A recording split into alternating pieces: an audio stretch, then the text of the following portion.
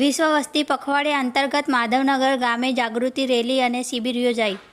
ગુજરાત સરકારના આરોગ્ય વિભાગ દ્વારા વિશ્વ વસ્તી પખવાડિયા અંતર્ગત સાણંદના તાલુકા હેલ્થ ઓફિસર ડૉક્ટર બી.કે. વાઘેલાના માર્ગદર્શન મુજબ અર્બન હેલ્થ સેન્ટર સાણંદના માધવનગર ગામે લાભાર્થીઓને સાસુ વહુ લઘુ શિબિર યોજવામાં આવી હતી અને કુટુંબ નિયોજન માટેની વિવિધ પદ્ધતિઓ વિશે સમજણ આપવામાં આવી હતી અને અંતરા છાયા પીપીઆઈયુસીડી અને સ્ત્રી વ્યાધિકરણ અને એમ્પ્લોયમેન્ટ માટે વિશેષ માહિતી આપવામાં આવી હતી.